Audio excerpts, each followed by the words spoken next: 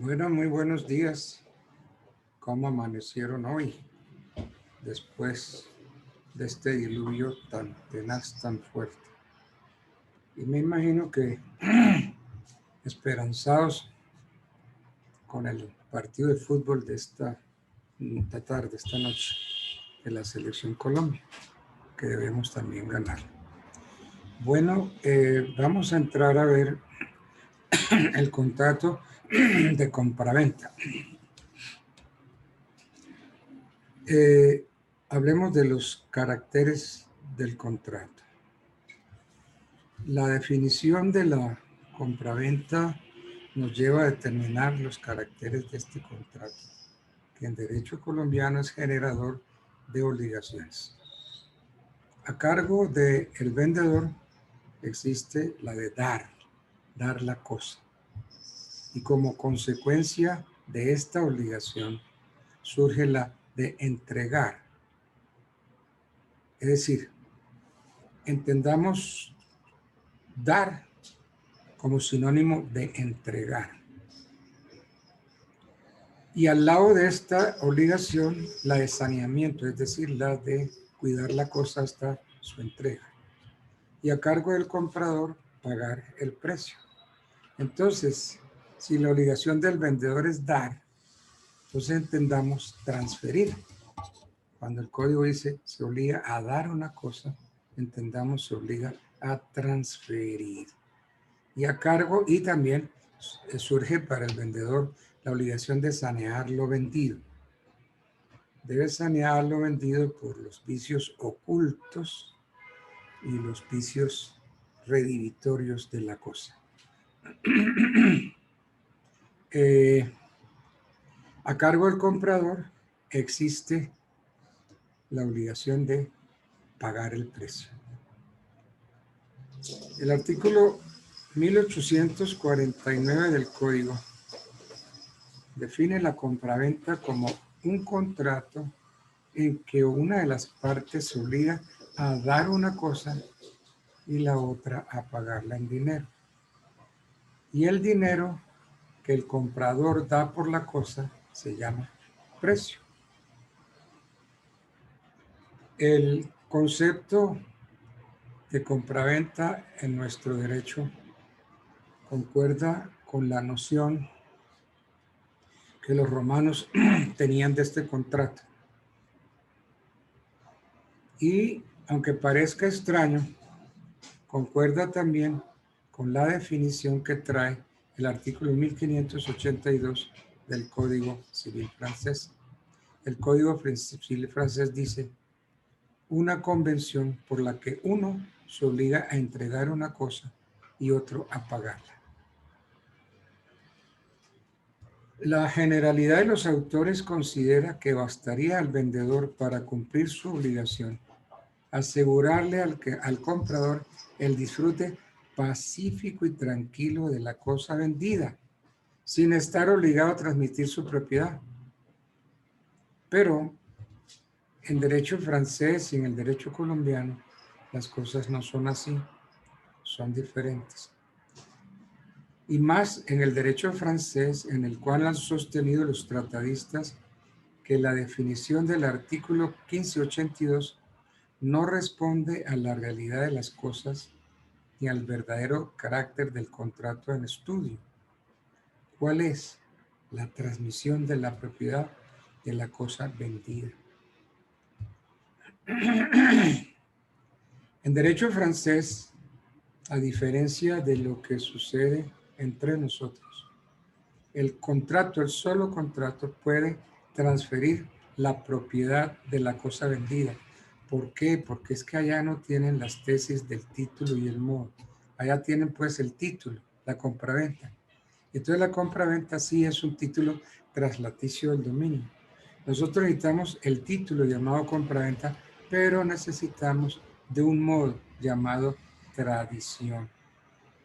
Entonces, en derecho colombiano definitivamente se necesita un modo para que se verifique la transmisión de la propiedad.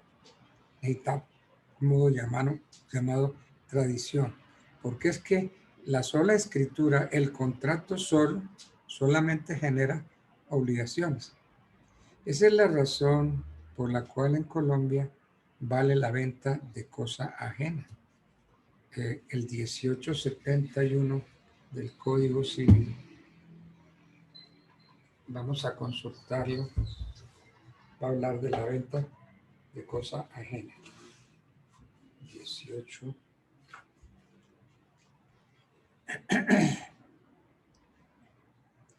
1871. La venta de cosa ajena vale. La venta de cosa ajena vale sin perjuicio de los derechos del dueño de la cosa vendida mientras no se extinga por el lapso de tiempo. Entonces, no hay duda que entre nosotros la venta de cosa ajena vale. En derecho francés, si yo vendo algo ajeno, adolecería de nulidad ese contrato. Entre nosotros, como el contrato solo genera obligaciones, yo puedo vender lo que no es mío. Yo puedo ir con el comprador a una notaría, hacemos la escritura pública de compraventa, pues el comprador me puede pagar. ¿Y qué hago yo? Pues yo le firmo la escritura pública de venta, le firmo como vendedor. La pregunta es, ¿con la mera escritura pública ese comprador se hace dueño? La respuesta es no. No se hace dueño. ¿Por qué? Porque necesita todavía del modo. Y el modo opera si el comprador lleva la escritura pública de compra-venta, la lleva a la oficina de registro para registrar allí el título. Entonces, en la oficina de registro de instrumentos públicos opera la tradición. Entonces, de esa manera, con la escritura pública llevada al registro, sí puede considerarse dueño. Mientras no haga eso, pues solamente tiene un título. De pronto, lo que es como gran cosa, pudiéramos decir que yo le transferí fue la posesión, pero el dominio no, porque yo no soy dueño. ¿Y cuándo vale? ¿De qué manera vale la venta de cosa ajena? Pues vale como contrato, pero esa es una venta que se hace bajo una condición de que para cuando se llegue el momento de registrar la escritura, para ese momento yo sí debo figurar como propietario del inmueble. Entonces ahí sí vale la venta de cosa ajena. ¿Por qué? Porque si hago el contrato solamente, pues muy bien hago el contrato, pero no le hago tradición, le hago entrega, de pronto la posesión. Y la tradición, cuando el comprador lleve su escritura a la oficina de registro, ahí opera la tradición. Entonces, de esa manera vale la venta de cosa ajena. Entonces, repitiendo, entre nosotros la cosa de otro y adquirirla antes de verificar la tradición para darle en propiedad al comprador. Es decir, vale, hacemos el contrato, pero el solo contrato no transmite la propiedad. Entonces, como no transmite la propiedad, puede una persona vender la cosa de otro. Y para el momento en que se haga la tradición, en ese momento yo sí debo ser el dueño. Entonces, si yo soy el dueño, entonces sí hay tradición. Entonces viene la tradición, el acto por el cual el tradente entrega la cosa al vendedor con la intención de transferir el derecho de dominio y el adquirente con la intención de adquirirla. Entonces, si no puede hacer tradición el vendedor al comprador, pues el vendedor incumple el contrato, que es su obligación esencial, y la compraventa puede ser declarada resuelta. Si el vendedor no es verdadero, si el vendedor no es verdadero dueño de la cosa, no obstante lo cual la entrega, no ha podido transferir por la tradición otros derechos que los que dicho vendedor tenía sobre la cosa. Es decir, no transmite la propiedad, de pronto puede transmitir la posesión o la tenencia.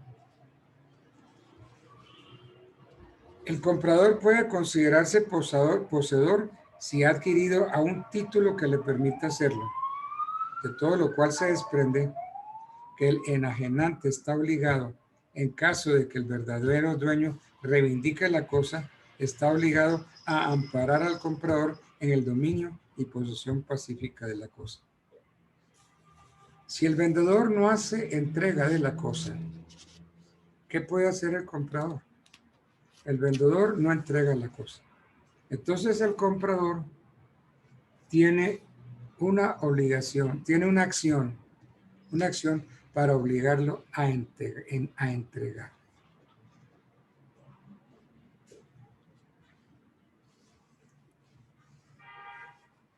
Entonces, para que el vendedor cumpla su obligación principal, es indispensable que dé la cosa vendida, que la entregue, que le haga tradición. Porque el contrato engendra una obligación de dar y debe cumplirlo. Y para eso tiene que hacer tradición de la cosa. Entonces, si es mueble, pues en la forma prevista en los artículos 754 y 755 del Código Civil. Y si es inmueble, por medio de la inscripción del título en la oficina de registro de conformidad con el 756. Miremos 755.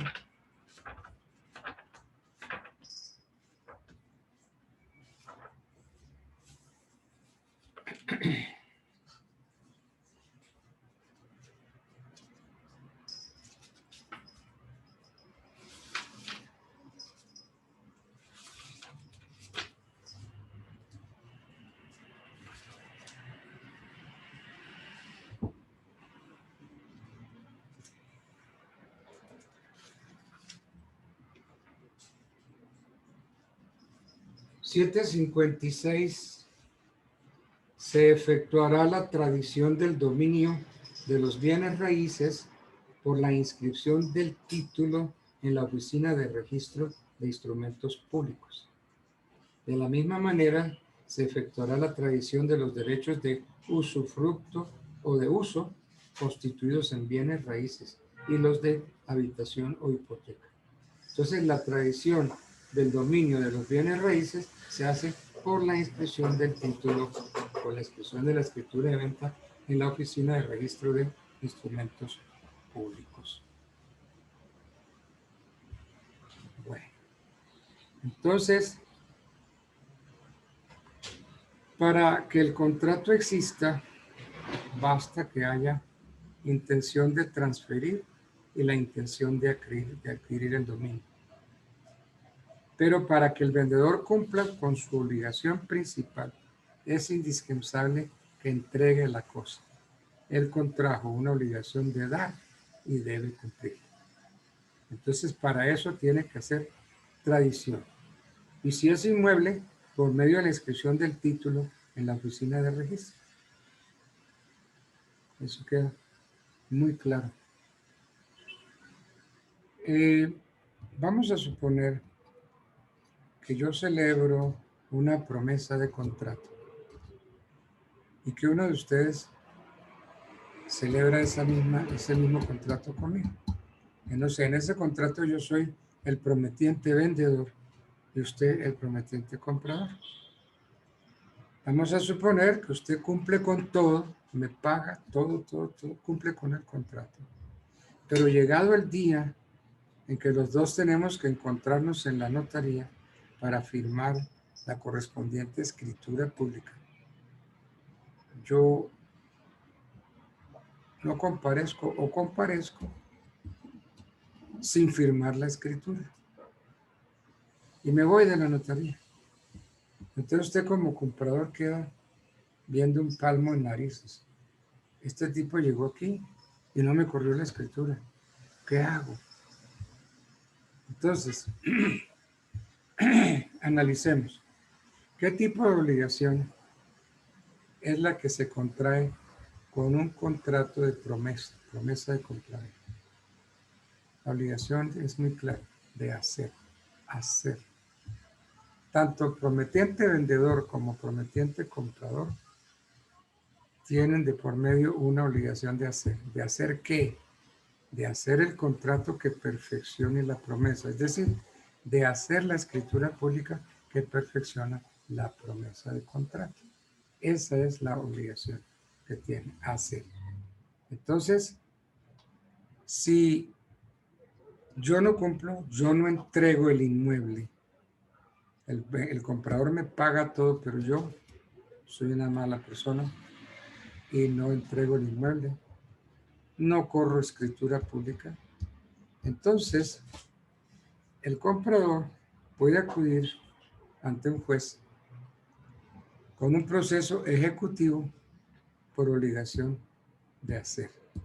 Me demandan un proceso ejecutivo y le dice al juez que yo no he querido cumplir con la obligación de hacer. Entonces el juez ordena que se corra escritura pública a mi favor. Entonces, con esa sentencia, el comprador va a la oficina, a una notaría y le dice al notario que quiere que se guarde en el protocolo de su notaría el siguiente contrato. Y entonces se le dice, señor juez, yo vendedor cumplí, pero el comprador no cumplió, o el comprador cumplió y el vendedor no. Entonces, según el caso, se le dice, señor juez, sírvase obligarlo a dar cumplimiento. Entonces prefiere sentencia condenando al demandado al cumplimiento del contrato. Bien puede ser que sea para que corra la escritura pública, o bien sea para que reciba el dinero para que se perfeccione el contrato. Entonces, ya perfeccionado el contrato de esa manera, se lleva a la oficina de registro.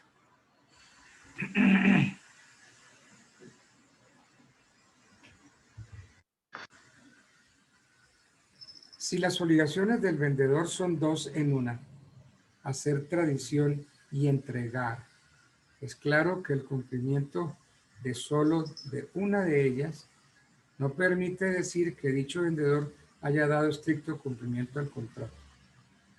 Significa lo dicho que en caso de que el tradente no sea verdadero dueño de la cosa, puede el comprador, por el simple conocimiento que llegue a tener de esa falta de dominio en el vendedor, demandar a este para que se declare resuelto el contrato por incumplimiento.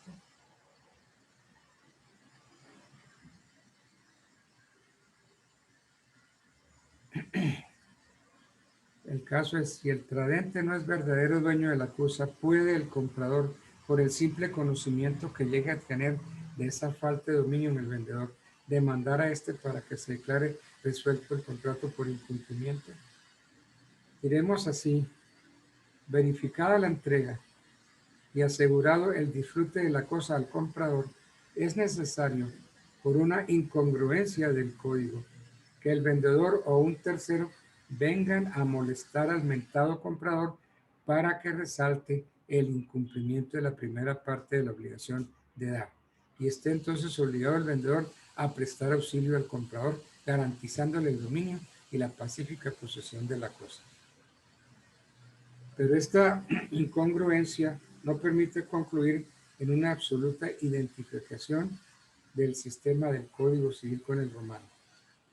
Si en nuestro derecho la obligación o garantía de saneamiento incluye la garantía del dominio, es porque alguna importancia tiene este en las obligaciones del vendedor. De lo contrario, bastaría que la ley hubiera hablado únicamente del amparo al comprador en la posesión pacífica de la cosa. Pero no basta eso, debe extenderse la garantía de evicción al dominio. Es decir, a la obligación de hacer tradición que tiene el vendedor. Por lo tanto, sí puede el comprador acudiendo a la teoría de la causa, pedir judicialmente o el cumplimiento o la resolución del contrato en los términos del artículo 1546 cuando el vendedor no le haya transferido el dominio de la cosa, independientemente de toda amenaza de evicción por parte de un tercero.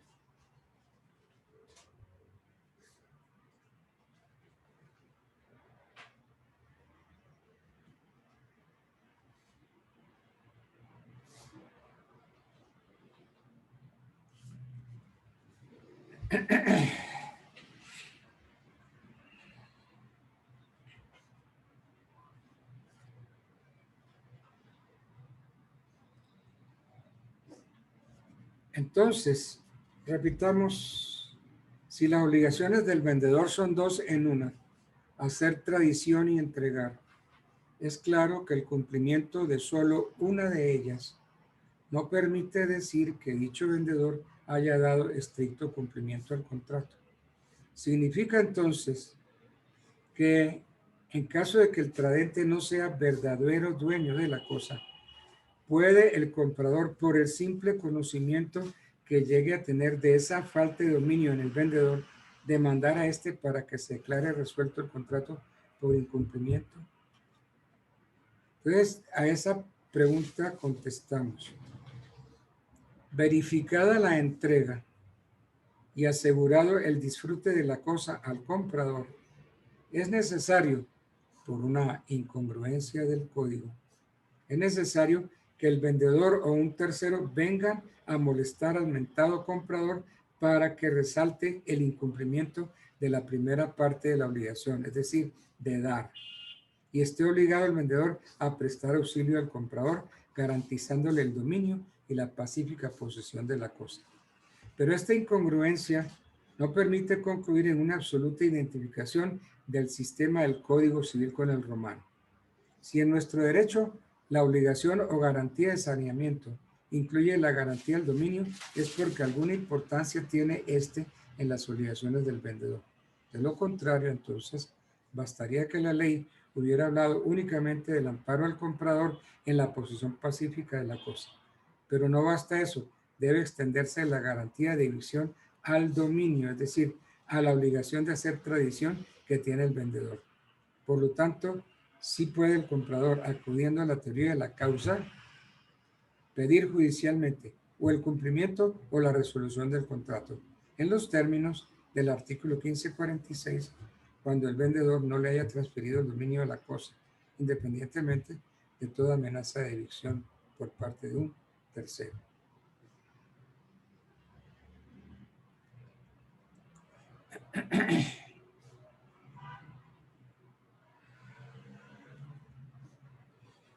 Bueno.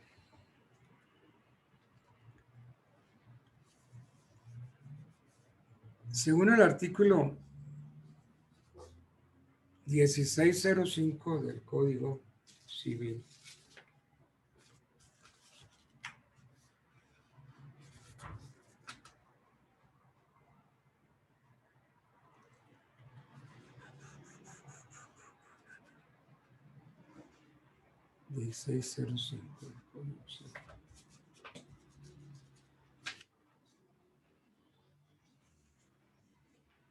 la obligación de dar contiene la de entregar la cosa, y si esta es una especie o cuerpo cierto, contiene además la obligación de conservarla hasta la entrega, so pena de pagar los perjuicios al acreedor que no se ha constituido en mora de recibir. Entonces, el código dice, la obligación de dar contiene la de entregar la cosa. Entonces yo pregunto, ¿y de qué cosa estamos hablando? ¿De qué cosa está hablando el 1605? La obligación de dar contiene la de entregar la cosa. ¿Entregar qué? ¿Qué cosa? La obligación de dar contiene la de entregar. Y si esta es una especie o cuerpo cierto, contiene además la de conservarla hasta la entrega. Entonces, la obligación de custodiar, la obligación de conservarla hasta la entrega, so pena de pagar los perjuicios, ¿de qué cosa estamos hablando? Entonces estamos hablando de las cosas de cuerpo cierto, porque el cuerpo cierto perece, mientras que el género no. Si mi obligación es entregar un café y anoche, con ese aguacero tan terrible, cayó el aguacero en mi granero y lo inundó y se perdió el café que yo tenía que entregar hoy. Entonces yo vengo y le digo, señor juez, perdóneme, no pude cumplir porque hubo un caso fortuito, llovió tan fuerte en mi granero que hoy no puedo cumplir porque no tengo café para entregar. Entonces el juez me dice, como su obligación es entregar género, le recuerdo que el género no perece, genera non pereunt. Y como el género no perece, entonces usted vaya y salga otro café de igual calidad, de igual cantidad. Vaya y busque, porque es género y el género no perece.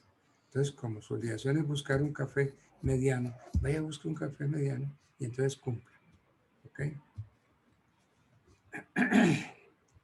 La obligación de dar significa transferir el dominio o la propiedad y es una obligación que solo puede contraer quien es el dueño de la cosa. La obligación de entregar, por el contrario, no transfiere el dominio de la cosa, puede contraerla quien no sea dueño de ella, desde que significa el hecho de pasar la mera tenencia de una mano a otra. Sin duda alguna fue un error del legislador emplear la expresión dar en vez de entregar.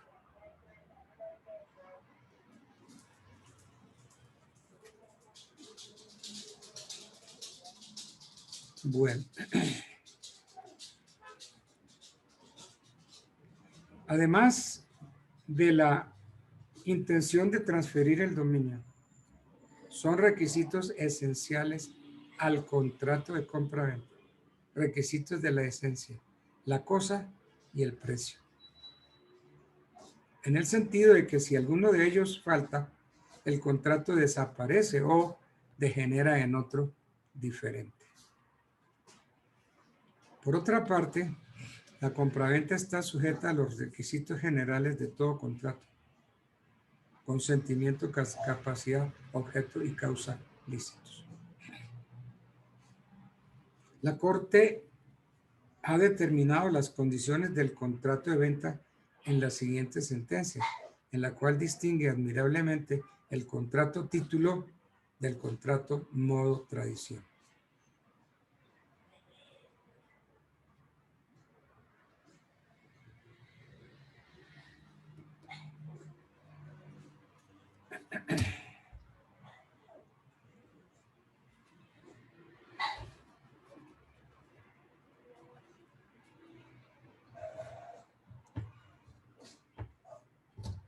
La compra-venta entonces es un contrato en que una de las partes se obliga a dar una cosa y la otra a pagarla en dinero.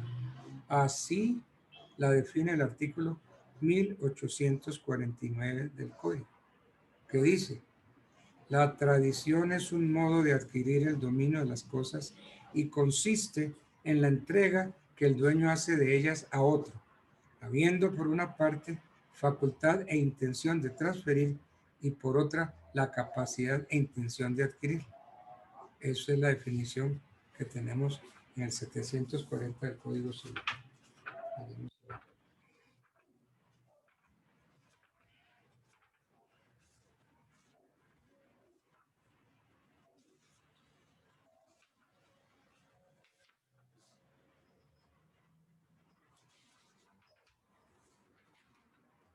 740.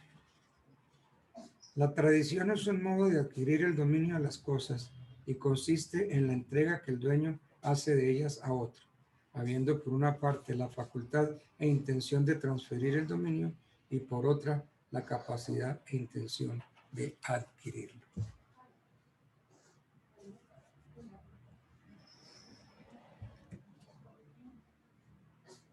Clau.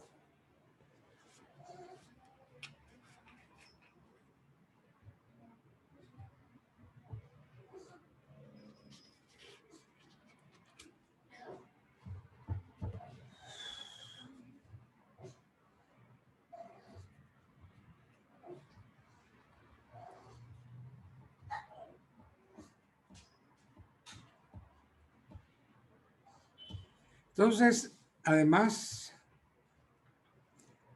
de transferir, además de la intención de transferir el dominio, son requisitos esenciales la cosa y el precio.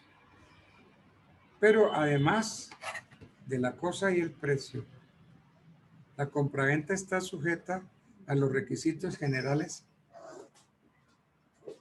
¿Puedo suspender?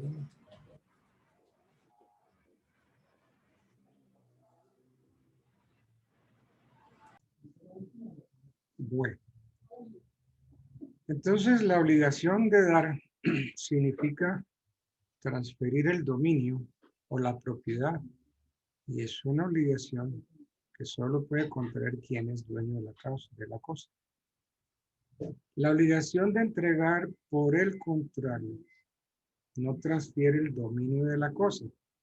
Puede contraerla quien no sea dueño de ella, desde que significa el hecho de pasar la mera tenencia de una mano a otra. Sin duda alguna, ahí hay un error del legislador al emplear la expresión dar en vez de entregar, que habría indicado con más propiedad el verdadero carácter que nuestra legislación tiene la compraventa. El código siguió en esto paso a paso la doctrina romana y no se atrevió a hacer del contrato de compraventa un modo de adquirir el dominio. El error, juzgamos, no está en el código, sino en creer que solo existen dos extremos entre los cuales no cabe medio alguno. El sistema romano de una parte y el sistema francés de otra. En el romano, la obligación era de asegurar al comprador la pacífica posesión.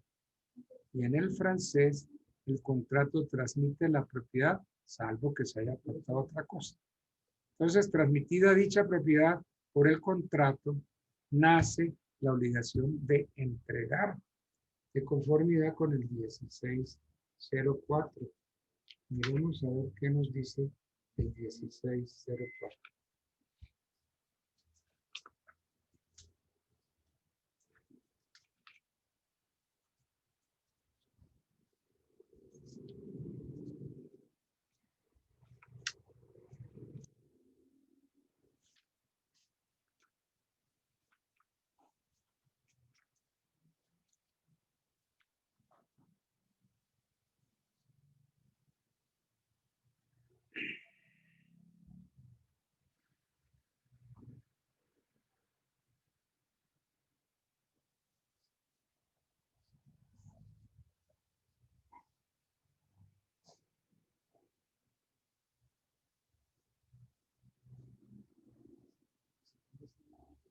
No, ese es el artículo.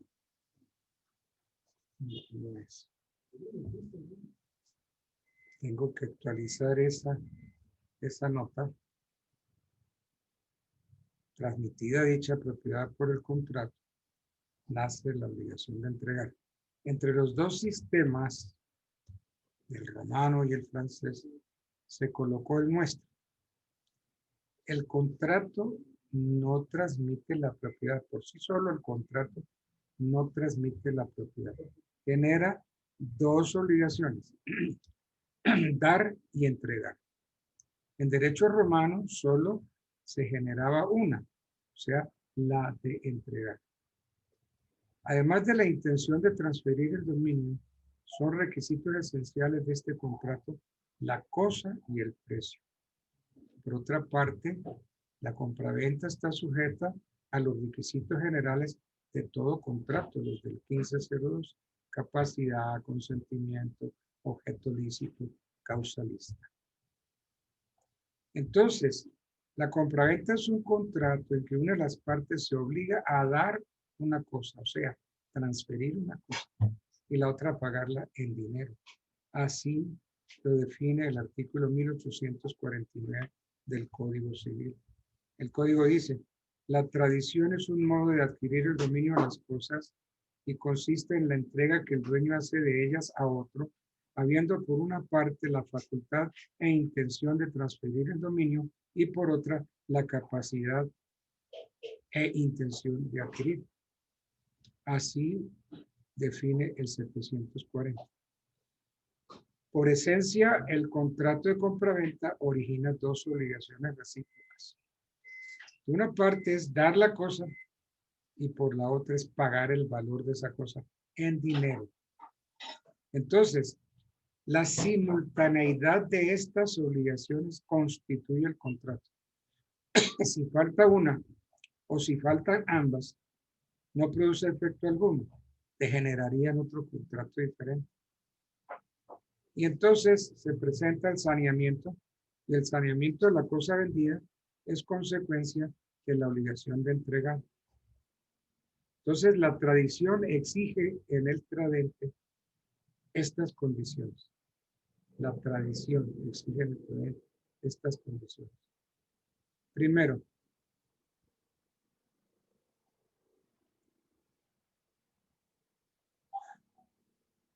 propiedad de la cosa. Propiedad de la cosa, ¿para qué? Para poder transmitir el dominio. La intención de enajenar. Entonces, si falta una de estas condiciones, no hay tradición y por lo mismo no hay enajenación. Si falta una de estas condiciones, la propiedad, por ejemplo, la propiedad de la cosa en el tradente, no hay tradición y por lo mismo no hay enajenación. Entonces, podemos definir el contrato de compraventa de la siguiente manera. La compraventa es un contrato por el cual una persona, el vendedor, se obliga a transmitir a otra, el comprador, la propiedad de una cosa y éste a pagarle en dinero. Entonces, una es la obligación de entregar, de transferir la cosa y la otra es la de pagarla en dinero.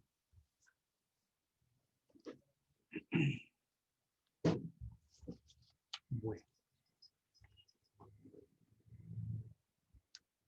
La compraventa,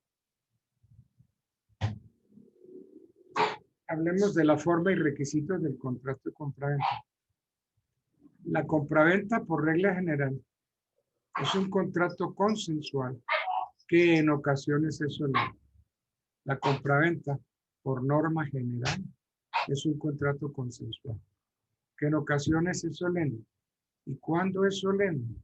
Cuando recae sobre bienes raíces, servidumbres, sucesiones, que no se perfecciona sino mediante el otorgamiento de una escritura pública, tal y como lo reza el 1857 del Código Civil.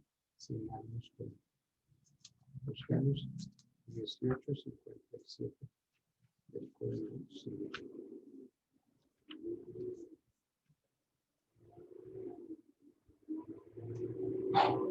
$18.57.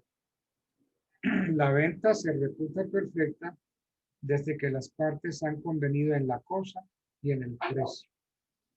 La venta de los bienes raíces y servidumbres y la de una sucesión hereditaria no se reputan perfectas ante la ley mientras no se haya otorgado escritura pública. Entonces no hay nada que hacer. La compraventa de bienes inmuebles, servidumbres y la sucesión hereditaria debe otorgarse por escritura pública. Claro que la venta se reputa perfecta desde que las partes han convenido en la cosa y en el precio, pero la venta de los bienes inmuebles de una sucesión hereditaria no se reputan perfectas mientras no se haga escritura pública. Y por otra parte, porque el 1760 del código no admite ninguna otra prueba.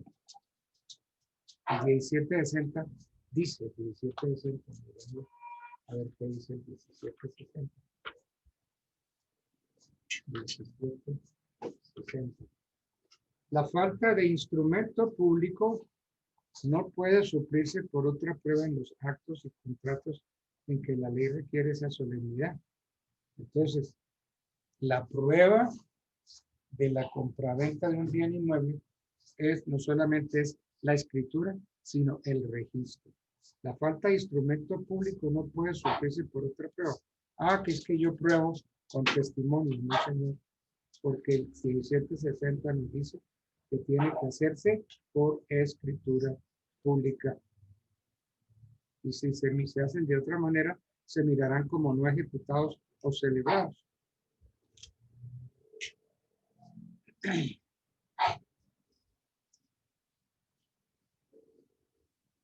Vamos a suponer que se vende por escritura pública un bien raíz, un inmueble, y los contratantes, por un acto posterior otorgado en escritura privada, declaran que la compra debe entenderse hecha a favor de un tercero que la acepte. Entonces, ¿qué podremos decir? Que en esta venta hay una nulidad absoluta. Si se vende por escritura pública un bien raíz y los contratantes en un acto, en una escritura privada, dicen que la compra debe entenderse hecha a favor de un tercero que la acepte. Entonces, ese contrato es nulo. Porque aun cuando se llenaron las exigencias legales, la compraventa se realizó entre las partes que figuraron en la escritura pública, pero el tercero para nada figuró. Entonces, la posterior aceptación de este no constó en escritura pública, por consiguiente, no ha podido perfeccionarse. La llamada compraventa de mejoras, lo que comúnmente se llama compra de mejoras, necesitaría o necesita escritura pública. Entonces el problema es interesante y de cotidiana ocurrencia. Creemos, y la razón es muy sencilla, que ese acto jurídico no está sujeto a la formalidad de la escritura pública. ¿Por qué? Porque no se trata de compra-venta. Si de eso se tratara, la escritura pública sería indispensable. Entonces, ¿qué hay ahí? Que nos hallamos ante un fenómeno distinto, la excepción. La excepción es un modo de adquirir. La excepción es, si se quiere, un título y un modo al mismo tiempo. Título y modo al mismo tiempo de adquirir el dominio. Es un título constitutivo del dominio de conformidad con el 765 del Código Civil. Y es un modo de adquirir por el cual el dueño de una cosa pasa a hacerlo de lo que ella produce o de lo que se le junta, según el 713 del Código Civil. Vamos a suponer que a mí me prestan una cabañita en Cartagena para irme con la novia, pasar allá 15, 20 días, un mes. Me voy con la novia, muy sabrosito. Y por la noche empiezan los aguaceros y el aguacero nos impide dormir, nos impide descansar.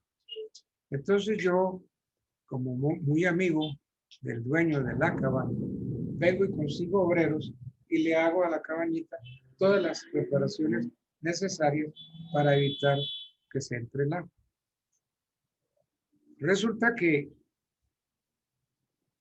el dueño me tiene que pagar los 10 o los 12 millones que yo invertí arreglándole la cabaña.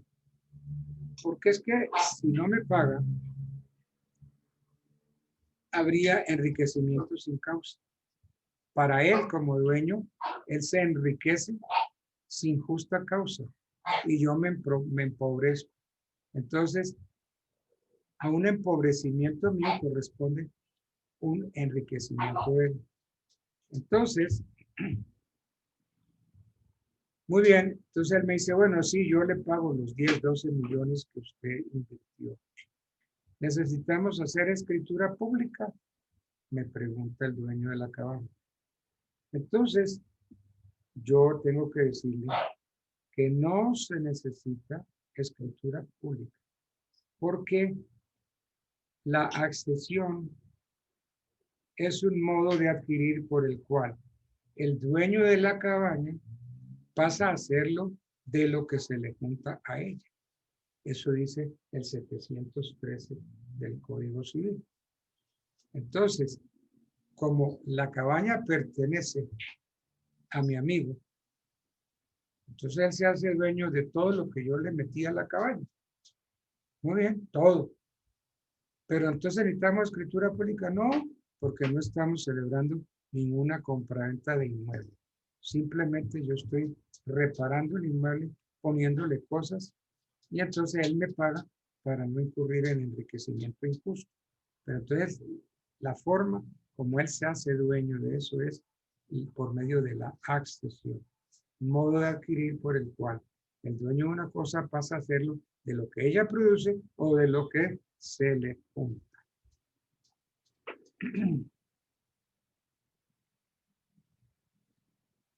Bueno, miremos por aquí a ver. Hay otro contrato que se llama contrato de promesa, las promesas de venta. Las promesas de venta.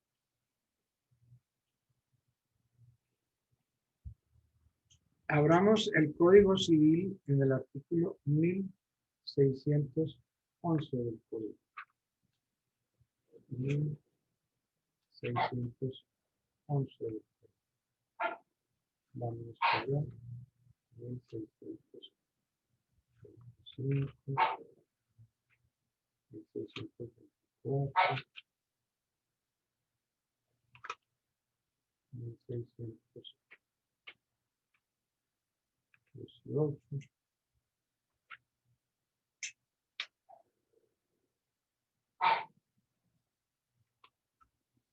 1611. ¿Qué dice el artículo 1611 del Código? Dice, la promesa de celebrar un contrato no produce obligación alguna. Listo.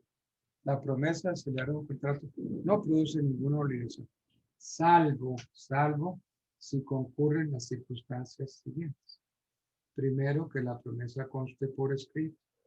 Segundo, que el contrato que la promesa se refiere no sea de aquellos que las leyes declaran ineficaz por no concurrir los requisitos que establece el artículo 1511 del Código Civil.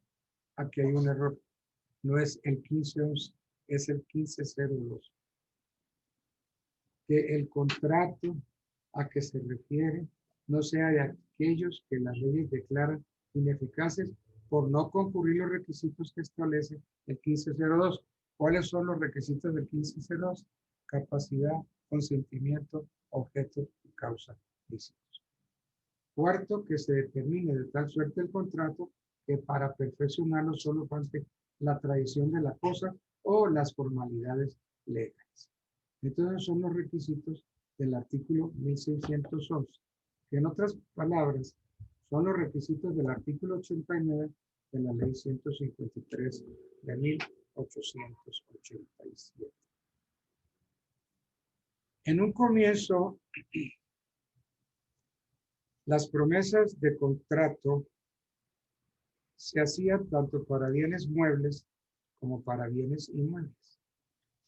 Y entonces, lo que decía el código, el artículo 1611, fue reemplazado por el artículo 89 de la ley 153 de 1887. Entonces dice, la promesa de celebrar un contrato no produce obligación alguna, salvo que concurran las circunstancias siguientes. Primero, que la promesa conste por escrito. Que el contrato que la promesa se refiere no sea de aquellos que las leyes declaran ineficaces por no concurrir los requisitos que establece el artículo 1502, no el 1511. Tercero, que la promesa contenga un plazo o una condición que fije la época en que ha de celebrarse el contrato. Y cuarto, que se determine de tal suerte el contrato que para perfeccionarlo solo falte la tradición o las formalidades legales. Entonces,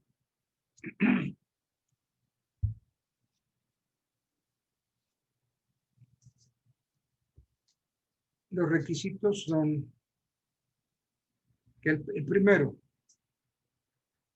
Primer requisito del artículo 16, 11.611.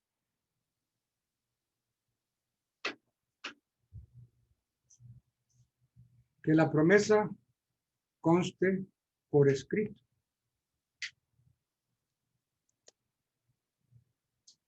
¿Qué dice el artículo 1500 del Código?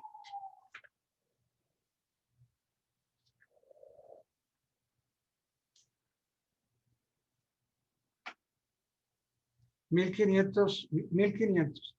El contrato real, cuando para que sea perfecto es necesaria la tradición de la cosa a que se refiere.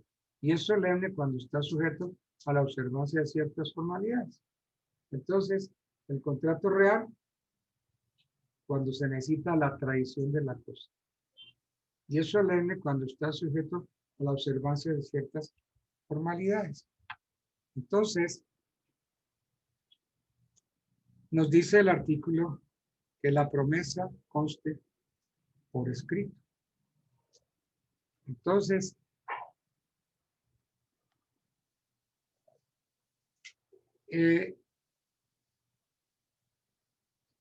su existencia no podrá acreditarse de ninguna otra manera que el escrito. Entonces, en la promesa no puede resultar un consentimiento tácito de uno o de ambos contratantes. El documento debe ser suscrito por cada uno de los contratantes.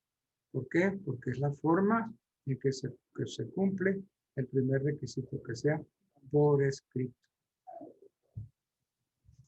Pero ese escrito en ningún momento significa escritura pública. Entonces, estamos hablando de promesa. La promesa es un contrato que nos lleva a otro contrato. Nos lleva a celebrar otro contrato. Entonces, simplemente es la promesa de celebrar otro contrato. Entonces, la promesa solo crea una obligación de hacer. Y en tratándose de bienes raíces, la obligación consiste en otorgar la respectiva escritura pública. Entonces, el contrato de esta clase de bienes inmuebles, no existe mientras no se otorgue escritura pública. Segundo requisito, que el contrato no sea de aquellos que las leyes declaran ineficaz. El contrato prometido no solo debe amoldarse a las prescripciones del 1502, o sea, capacidad, consentimiento, objeto lícito, causa lícita, sino que debe hallarse prohibido por ley, no debe hallarse prohibido por ley alguna. Entonces debe tener objeto lícito. Y si existe alguna prohibición legal para celebrar el contrato, entonces esa promesa no tiene ningún valor. Entonces, que el contrato no sea de aquellos que las leyes declaran ineficaz. Tercero, que la promesa contenga un plazo o condición que fije la época de la celebración del contrato. Esta exigencia del tercer requisito es de gran importancia, sobre todo cuando se estudian los autores franceses, porque en Francia no existe una figura semejante. Entonces, la promesa de contrato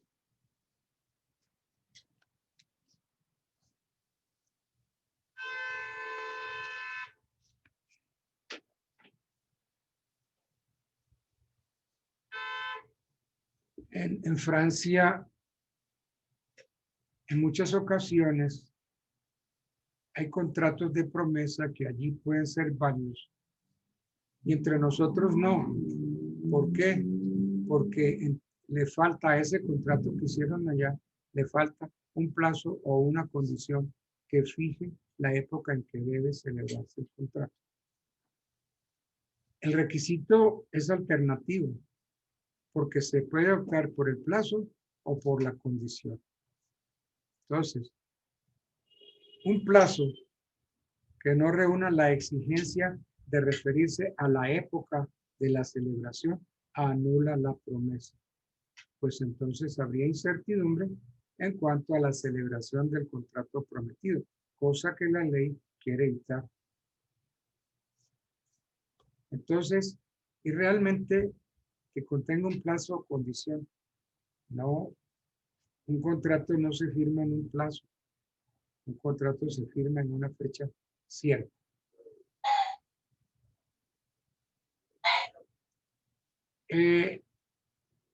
Cuarto requisito, que en la promesa se especifique de tal manera el contrato prometido que solo falten para que sea perfecto la tradición de la cosa o las solemnidades que las leyes prescriban.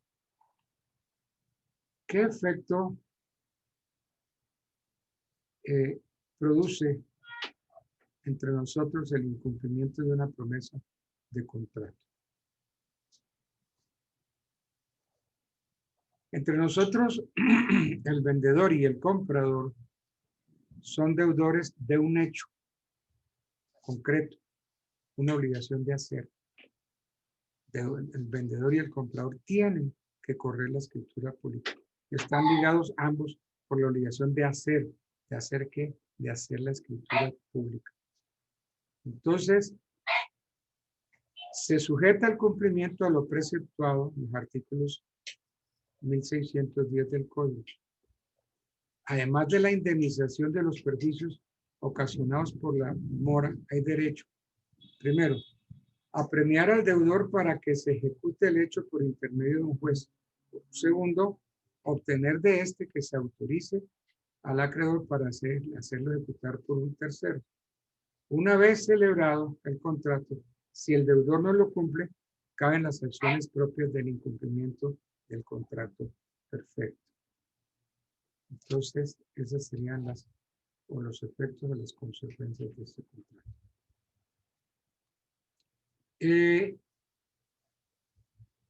Sucede que en las ventas puede presentarse el fenómeno llamado de la lesión. La lesión.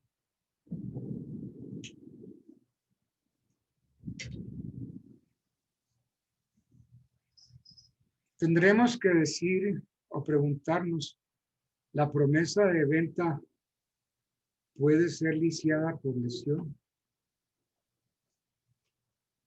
La promesa de venta.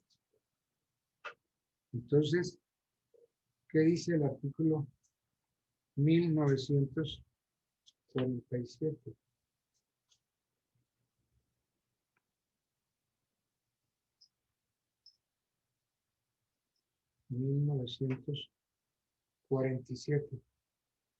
El vendedor sufre lesión enorme cuando el precio que recibe es inferior a la mitad del justo precio de la cosa que vende. Y el comprador a su vez sufre lesión enorme cuando el justo precio de la cosa que compra es inferior a la mitad del precio que paga por él. Y el artículo 1947 termina diciendo, el justo precio se refiere al tiempo del contrato. Entonces,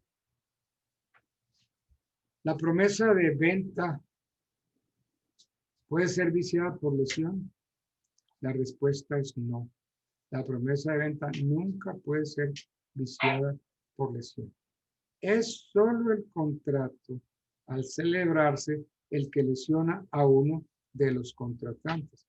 Por lo tanto, es el contrato y no la promesa el que se puede rescindir por lesión. Entonces, la expresión el tiempo del contrato al que alude el artículo 1947 se refiere a la época de la celebración de la compra-venta, mas no de la promesa. Ahora, ¿constituye la lesión un vicio del consentimiento? La respuesta es no.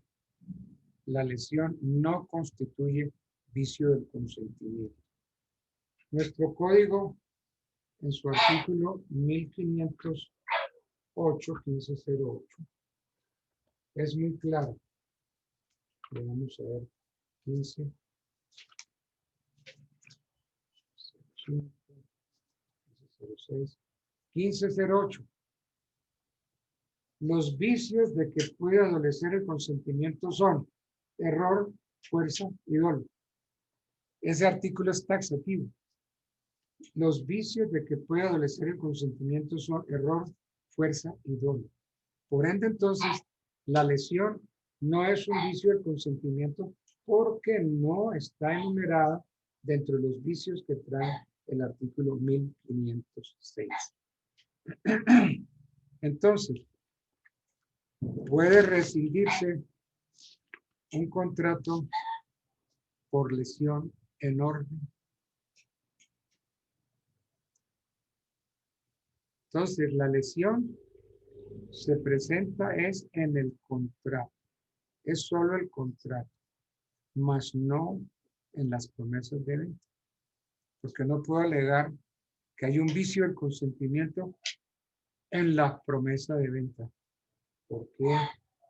Porque el artículo 1947 es muy clarito, que ya lo habíamos leído, que hay lesión enorme para el vendedor y lesión enorme para el comprador.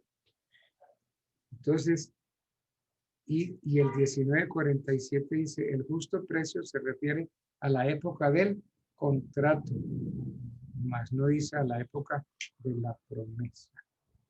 Entonces, la promesa de venta puede rescindirse por lesión enorme. No, es solo el contrato al celebrarse el que lesiona a uno de los contratantes.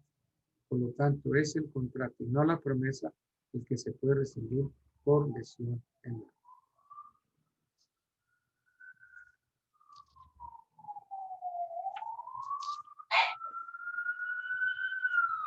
Bueno, pasemos al siguiente tema, las arras. ¿Qué son las arras? Las arras son aquellas cosas que se dan en prenda de la celebración o de la ejecución de un contrato. Las arras tienen cabida tanto en las ventas solemnes como en las simplemente consensuales.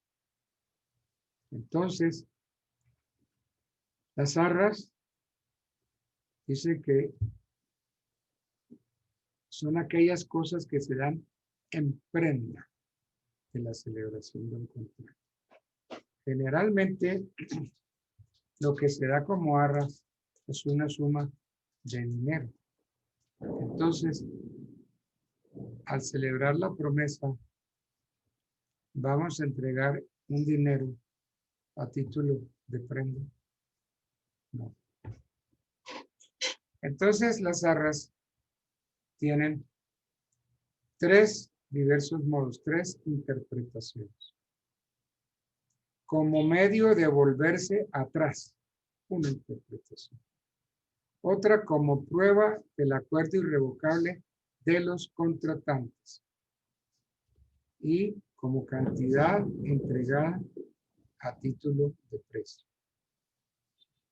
Como medio de volverse atrás, como regla general, podemos decir que las arras son un medio de retracto, un medio que tienen las partes de retractarse. Si se vende con arras, dice el artículo 1859, se entiende que cada uno de los contratantes podrá retractarse. El que ha dado las arras perdiéndolas. Si el que dio las arras, el que se arrepiente, las pierde. Y el que las ha recibido, las restituye dobladas. Entonces, si el que las recibió, el que se arrepiente, tiene que restituir las dobladas. Si el que la da es el que se arrepiente, pierde las arras. Entonces, queda claro que las partes deben fijar un plazo en el cual puedan retractarse. Y sí, porque dice el 1859, si se vende con arras, se entiende que cada uno de los contratantes podrá retractarse, el que ha dado las arras perdiéndolas y el que las ha recibido restituyéndolas dobladas. Entonces las partes deben fijar el plazo dentro del cual pueden retractarse. Y si no lo hacen, entonces no habrá lugar a la retractación después de los 2 meses subsiguientes a la conversión. Entonces, las partes pueden señalar el plazo dentro del cual pueden retractarse, pero si no lo dicen, no lo hacen, entonces el código dice que no habrá lugar a la retractación después de los 2 meses subsiguientes a la convención o 2 meses subsiguientes contados a partir de la entrega.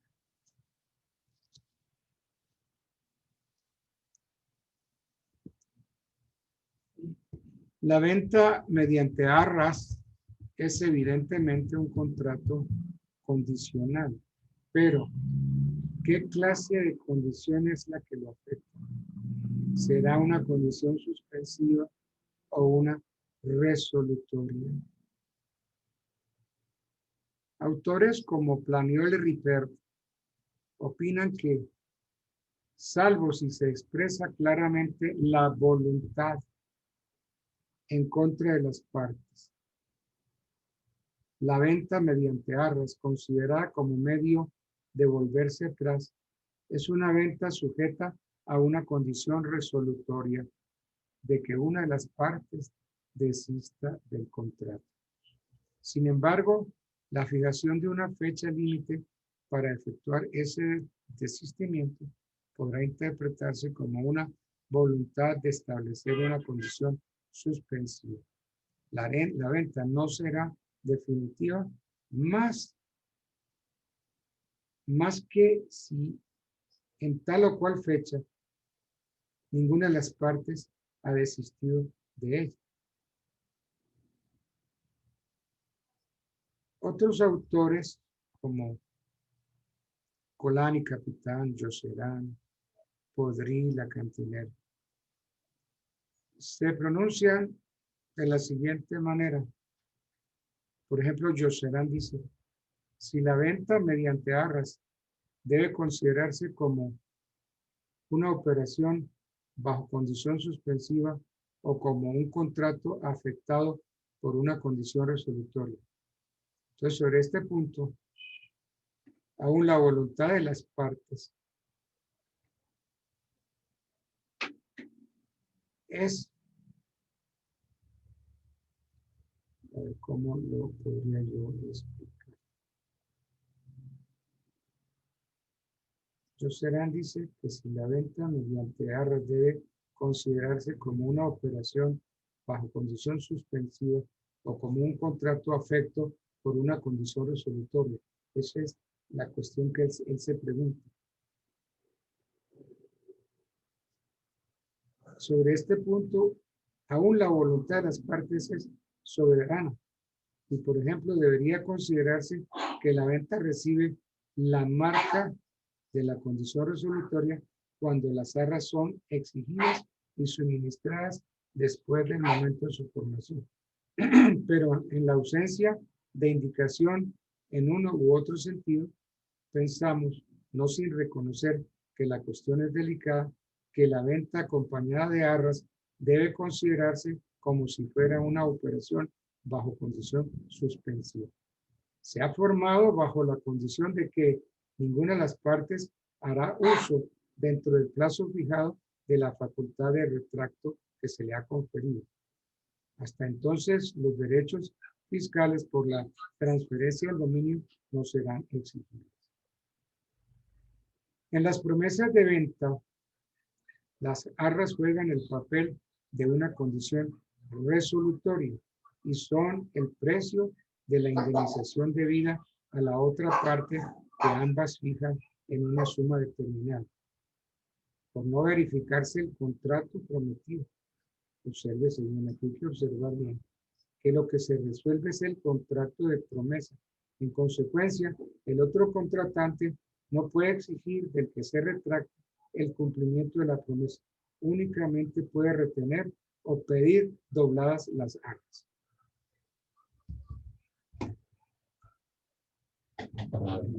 Voy a prender las luces. Está.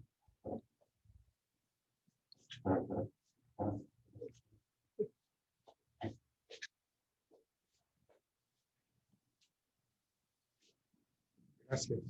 Gracias.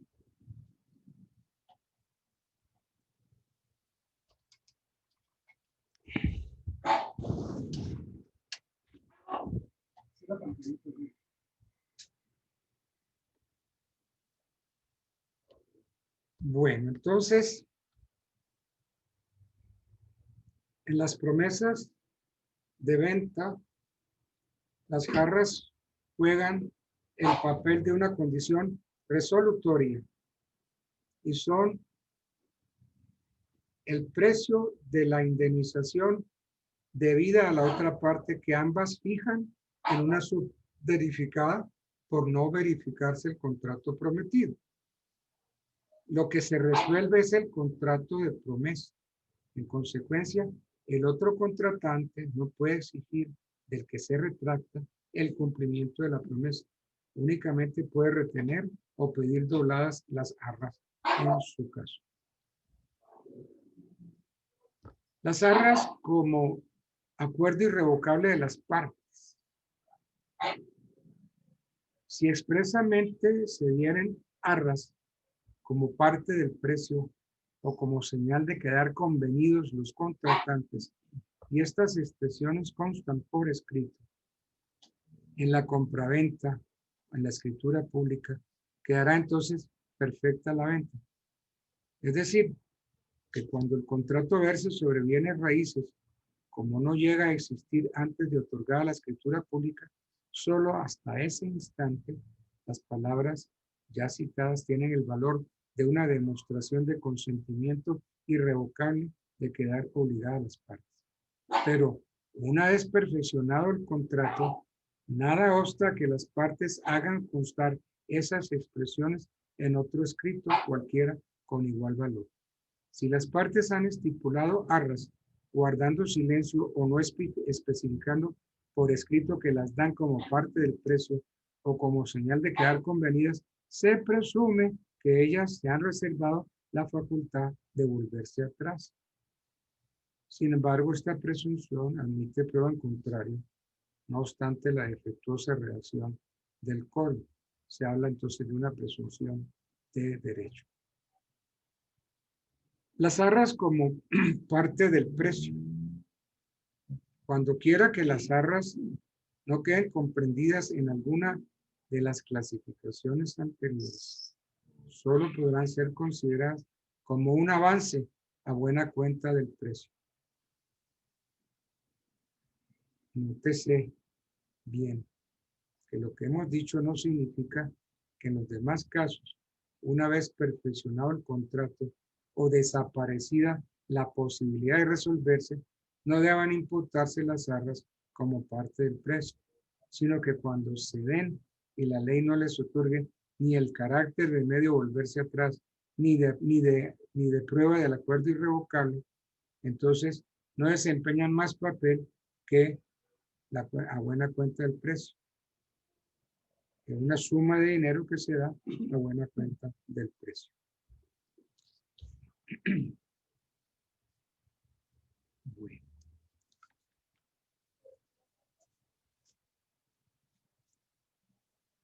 La cosa vendida es esencial en el contrato de venta, de modo que si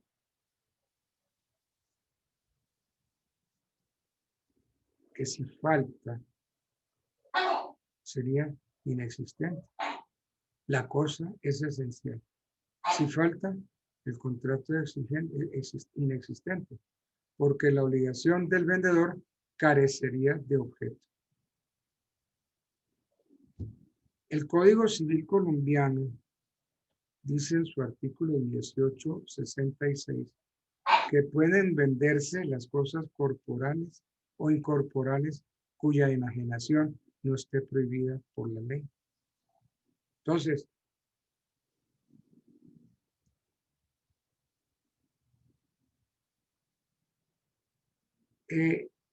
cuya enajenación no esté prohibida. Entonces, todo lo que está en el comercio puede ser vendido si leyes especiales no han prohibido su enajenación. Entonces, tanto en derecho colombiano como en derecho chileno, como en derecho francés, puede entenderse todo aquello cuya enajenación no se haya prohibido por las leyes, sin que sea necesario una autorización expresa para la venta. Entonces, para que la venta de una cosa sea posible, no es necesario, como dice Baudrillard-Cantinier, que una disposición legal lo permita, sino que basta que ninguna ley lo prohíba. Bueno.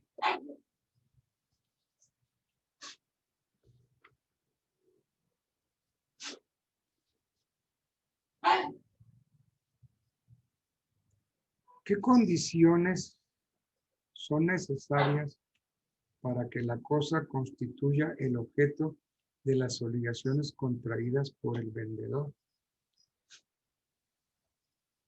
Autores como Plamiol y Ripert fijan dos requisitos para que la cosa pueda constituir el objeto de las obligaciones. Primero, que exista, o por lo menos que exista eventualmente. Segunda, que se halle en el comercio. Entonces, el primer requisito, existencia por lo menos eventual de la cosa. Aquí se presentan tres casos con relación a este requisito. La existencia por lo menos eventual de la cosa. Primer requisito, o primer caso, la cosa no ha existido nunca y tampoco existirá en el futuro. La cosa no ha existido nunca, la cosa no ha existido nunca y tampoco va a existir en el futuro. Ese es un caso.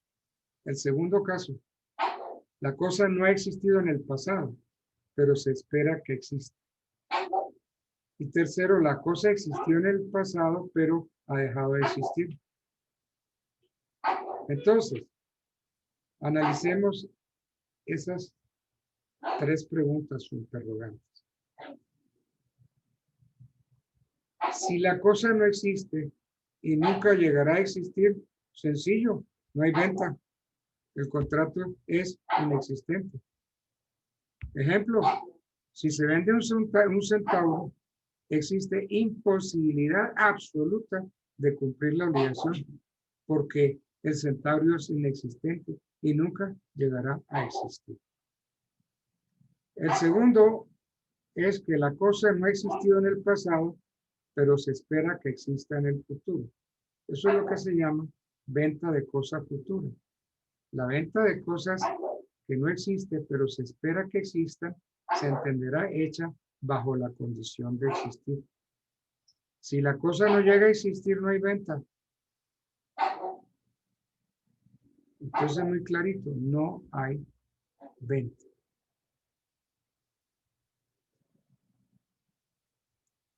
Bueno.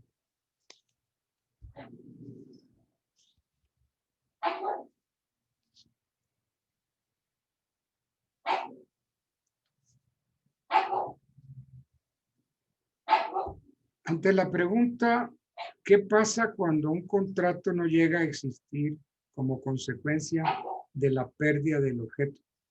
Entonces hay que distinguir varios casos. El vendedor sabía que la cosa no existía y el comprador lo ignoraba. Entonces el vendedor debe indemnizar a este que es de buena fe. Debe indemnizarle los perjuicios ocasionados. Segundo caso, el vendedor y el comprador ignoraban que la cosa había perecido. Entonces tenemos que decir que no habrá lugar a indemnizaciones al tenor del Mismo artículo 1870. Y tercero, el comprador sabía que la cosa había perecido, pero el vendedor lo ignoraba. Dicho comprador, en este caso, no tiene derecho a solicitar perjuicios porque no es de buena fe. En cambio, el vendedor sí puede reclamarlos los que le haya causado el comprador que contrató a sabiendas de que la cosa había perecido. Y cuarto caso, tanto el vendedor como el comprador sabían de la pérdida de la cosa. Aquí ninguno de ellos tiene derecho a indemnización porque no son de buena fe. Así de sencillo.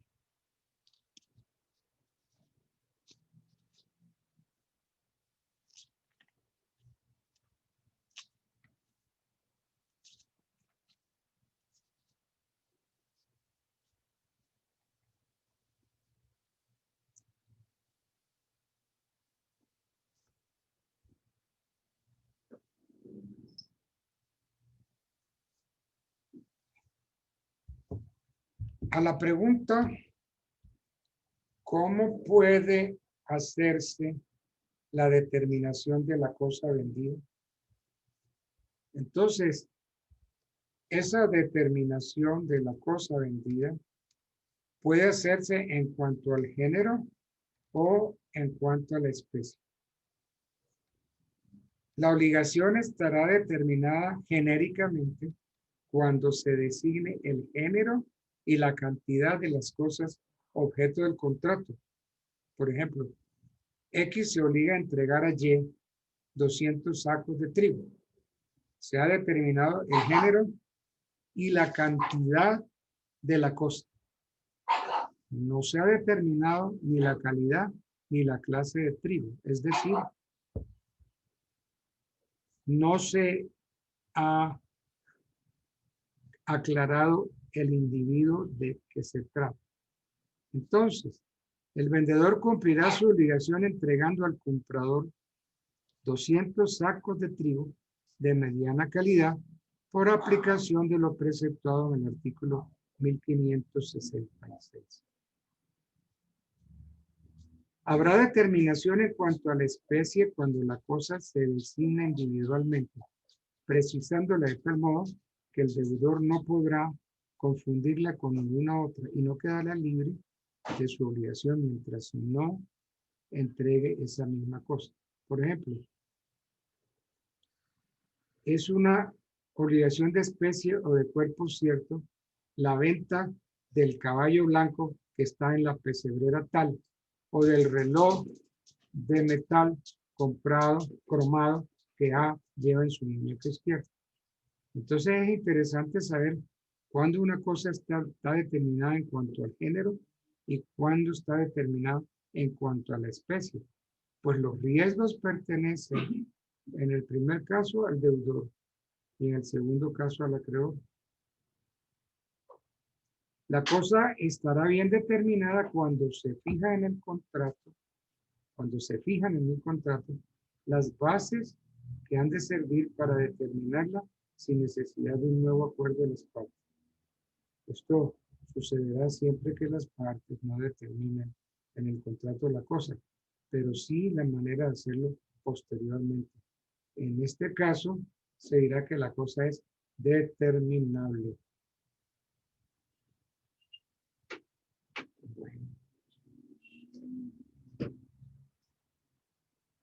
La venta de cosa ajena.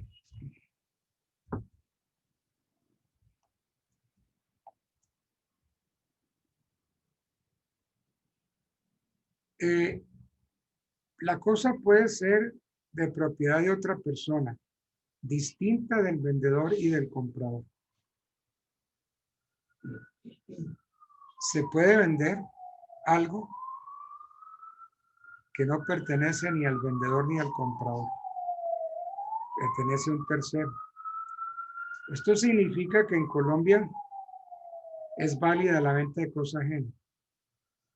¿Y cómo es válida? Miremoslo a ver. Busquemos el artículo 1871 del Código.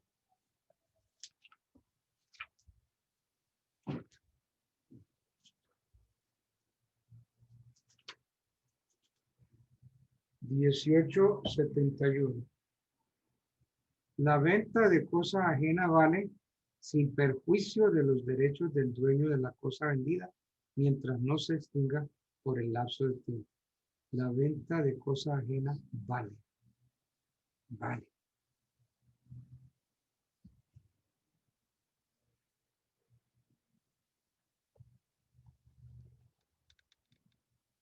En derecho francés, la venta de cosa ajena es nula. ¿Por qué? Porque yo no puedo vender lo que no es mío. Nemo plus transferret quod ipsa habet. Nadie puede transferir derechos que no tiene.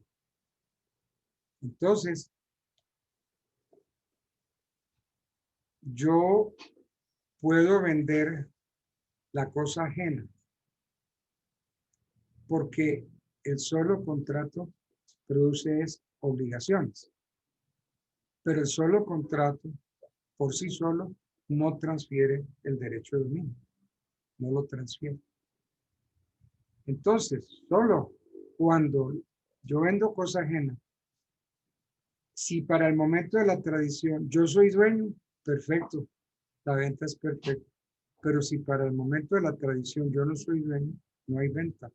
Entonces, la venta de cosa ajena vale como contrato y se va a definir en el momento en que el contrato tenga que ser registrado para que opere la tradición.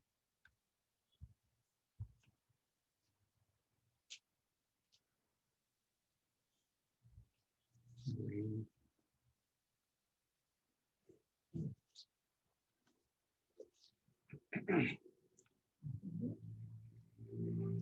El precio. El precio. ¿Qué es el precio?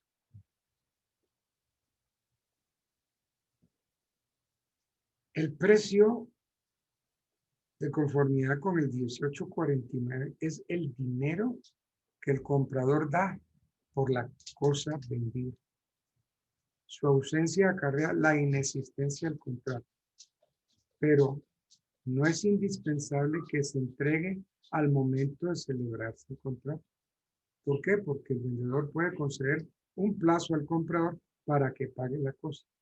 Y entonces el contrato se perfecciona desde el momento en que las partes han convenido en la cosa y el precio.